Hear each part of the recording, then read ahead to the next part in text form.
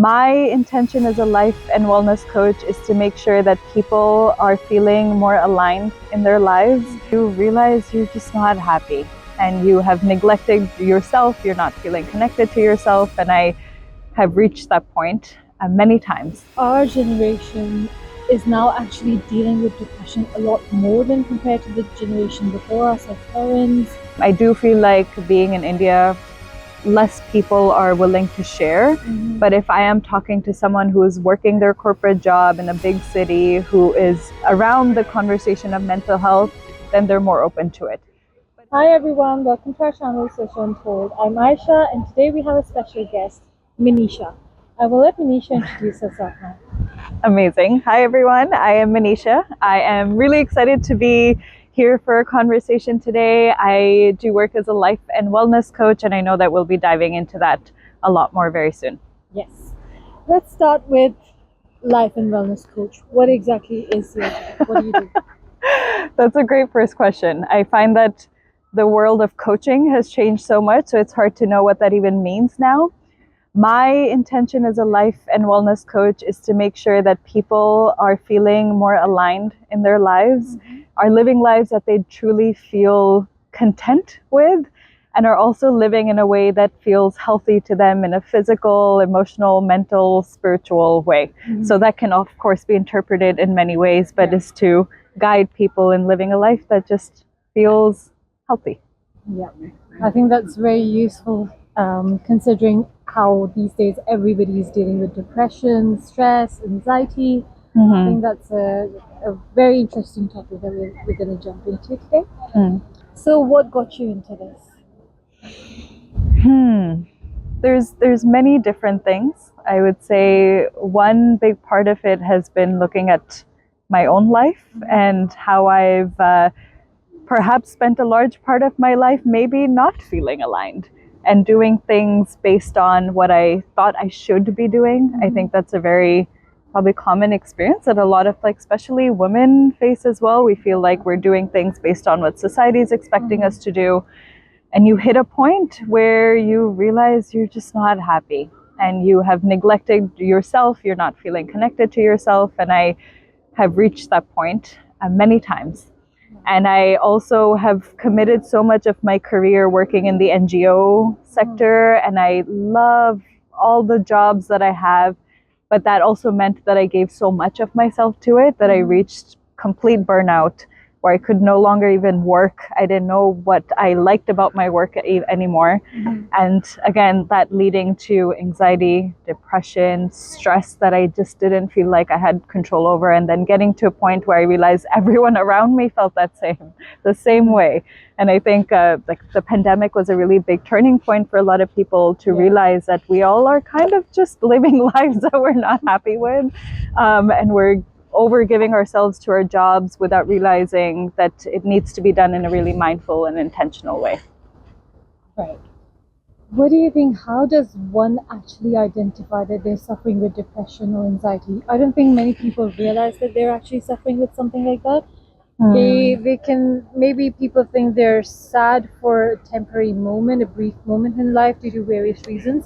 How do you actually identify and differentiate between a temporary sadness or a low mood or an actual depression or anxiety? Yeah, and the line is so blurred between the two, because we will have off moments, of course. We're not meant to go about our lives feeling perfect all the time. That doesn't exist. We're humans, it's going to fluctuate. And at the same time, there are points in life where you realize I should get help. And there are many markers that can show up in that case. And of course, if we look at depression or anxiety or stress, the spectrum is so wide on how someone might be actually experiencing it as well. And at what point you think you might need help, and at what point you just need to reach out to a friend. A big part of my experience and what I see with people that I work with as well is them realizing they're kind of in default mode. You're go, go, go, waking up in the morning, going to work, doing your job, coming back home, making dinner, going to bed. There's no sense of excitement towards life, no curiosity towards life. You don't feel connected to your body. You don't feel like moving. You don't feel like being creative. And I feel like once there's this like sense of dullness almost, I think that, and there's a whole quote around like the opposite of happiness is like depression. Like if you, and are you able to catch yourself in that moment? And people will catch themselves at different points in time, right? You might experience panic attacks or anxiety attacks, and I think that's like also a big marker of asking yourself what is now feeling disconnected from your body. Yeah. Do you think that our generation is now actually dealing with depression a lot more than compared to the generation before us, like parents? Maybe they felt the same way, maybe they dealt with it, but they didn't actually know what they were going through was actually depression or anxiety. Maybe they took it as life. But now people are maybe becoming more aware of these terms, because I feel like every other person that I know has been in depression at some part of their life or are struggling at the moment. What do you have to say about that? You said it right, is that they don't know. I think that we are privileged enough to have the language and have the space to explore ourselves in that way, whereas our parents are surviving, right? They need to make sure that they can have income to be able to pay for shelter and food and their children's lives and education and make sure they're settled. And that is their life purpose. At least I would say, like my parents and a lot of the other parents that I know. And I find that even if they were experiencing things mentally, emotionally that was disconnected from who they are, that's not where their priority is. And I would say that's also the reason why a lot of our generation is now finally saying, hey, we need to unpack this. And we need to also acknowledge that that might be one of the reasons why we are now experiencing it more. And how things can be passed down as well. Like if someone in our family experienced something traumatic, there's a chance that it's going to be passed down. And now we're experiencing that. But now it's a whole process to go through the idea of like, where did it come from? And how do I unpack it and allow myself to feel it without blaming my parents? Like they had their own experience, I'm having my own experience. So I think that, yes, we are definitely naming it more. Our generation is like naming it more. We have more resources, more support systems, more conversations around mental health. Yeah, absolutely true. And what would you say to the new generation? How do they deal with it? Once they have identified that they're dealing with something called depression or anxiety, what next? What do they do? How do they accept it? How do they deal with it? If they are dealing with it. If they are dealing with it, that is true. If they are dealing with it. Talk therapy, I think, is becoming finally more normalized. I think both in like the Western world and Eastern world as well, is like there are a lot more therapists that are there to offer support systems.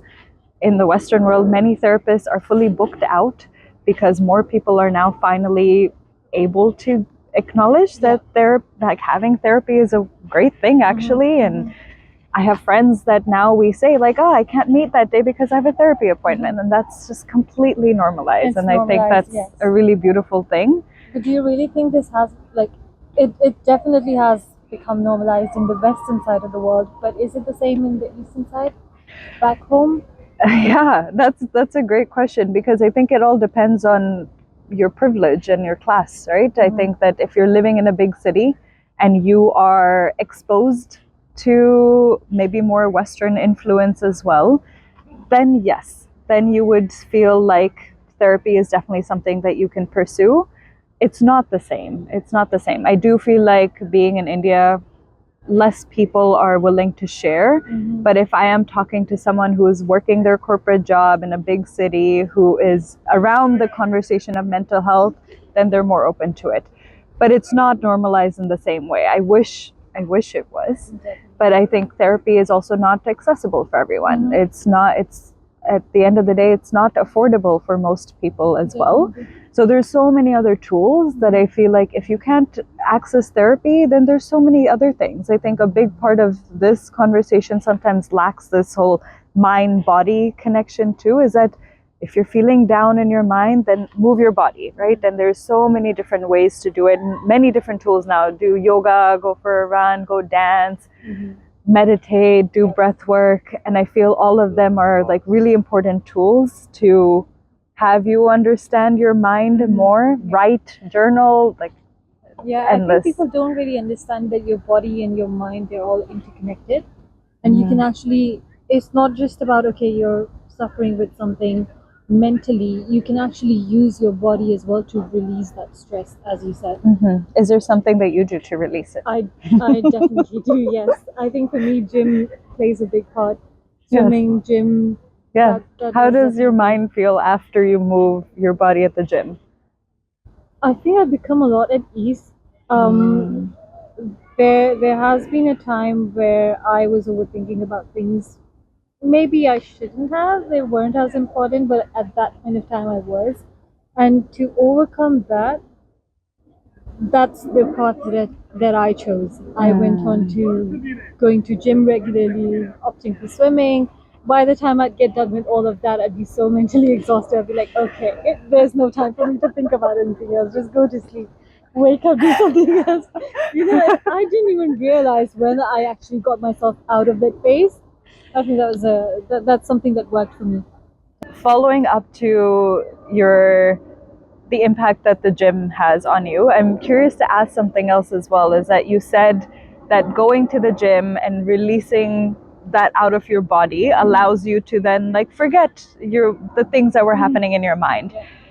Do you feel like that's allowing you to still understand yourself better, to process things, or do you feel like in some ways it's also perhaps like the other side of going to the gym is maybe distracting you from actually going deeper? I don't think it distracted me. I think even if it did, I think it was in a positive way because it made me reach that point where I realized that all the things that I was thinking about, they weren't really that important. Awesome. Like I shouldn't be giving that much time or thought to those things. So that I think maybe it did distract me in a way, but then it did work. End of the day, it did work. And that's awesome because that's exactly like a lot of times we are stuck in the overthinking mode. Yeah. Right? And like our brain and the way our mind works, the way our thoughts work is not defining who we are. And yeah, that's such a good point. Is sometimes even you go for a 10-minute walk and all of a sudden you'll have the realization of like, why did I spend so much time thinking about that? Like that doesn't matter. It's so minor. So that's amazing that gym is able to help you with that. Absolutely. So going back to what we were talking about earlier, I'm sure there'll be a lot of people out there who don't have the financial means to actually go to therapy, or maybe go for a gym membership. What do you suggest to those people? There are people out there who don't even have kind of close friends or family that they can go to discuss their problems with. What do you suggest to those people? Yeah, that's such a tricky balance, right? And I find that it also comes from this place of privilege when I say like, hey, go for a walk in nature. Maybe even that doesn't exist for people. Maybe the safety of being outdoors doesn't exist in where they are too. And I feel like when we're looking at our well-being, there's many different pillars that we can assess in some ways. Like the emotional well-being is, are you even processing what you're going through? Sometimes we are just too scared to even name that, like, I feel sad. That's really hard for us to say, or I feel angry. And okay, now that I've named it, where is it coming from? And I think the practice of actually reflecting on an emotion that you're feeling, I think emotional well-being is kind of the core need of it all. And then on top of that, it can go deeper now. So I feel social well-being is a big part of it. You mentioned, like, what if someone doesn't have friends? What if they can't access therapy? And that's honestly really scary to imagine, given that humans are social beings. Like, we need to connect with each other. And if we're just processing on our own and self-isolating and not actually connecting with the world beyond us, then how are we going to get out of this like bubble that we create? And it's hard to say because I'm like, then find a friend. Find a friend that you can share this with, and someone who can actually listen to how you're doing. Right? These days, we're so quick to be like, how are you? Good. That's it. Nothing else. But what if someone actually said, thank you for asking. I'm not so well. Do you have space to listen? Yeah. That would be a complete game changer.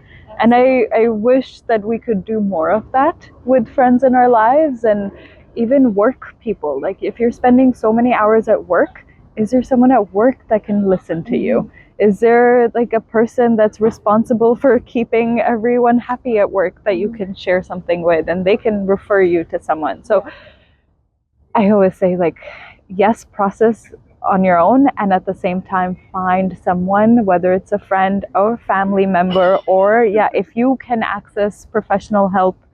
But I understand that it is not always financially accessible. Okay, so what would be your last message to someone who's going through all of this? My last message is create space for yourself to be still, to slow down. I feel that we are distracting ourselves. We are avoiding the emotions in some ways. And if we continue to avoid, then we'll never move past the emotion. And I feel being still could be interpreted in many ways. Like, go take the walk. Go take a walk in the park that's close to you.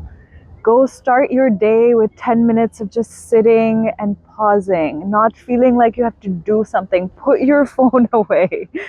Like, if you want to write, that's a wonderful tool to process as well. I'm not even saying go meditate, because I think that can also look different and sometimes inaccessible to people. But like, just sit and close your eyes and slow down and like notice your breath for the first time, this thing that keeps us alive. And I know this may feel like such a simple answer, but if like we all could just pause more, that is actually such a big, like, small action with potential to create really big change. Right, okay. So what are you doing next? How can people connect with you if they want to? Yeah, of course. I really care about this work, and I think that for me it's showing up in different ways. I'm working with people one-on-one that are looking for that guidance to feel better and feel like they can give themselves permission to slow down and give themselves permission to actually approach life in a more intentional way. So I do life coaching and wellness coaching for people that might be burnt out and are ready to make change in their life.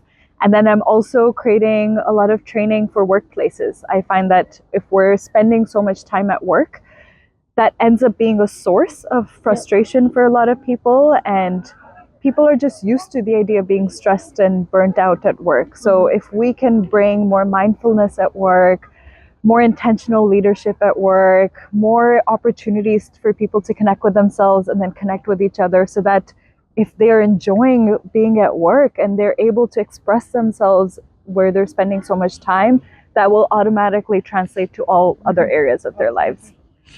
Perfect.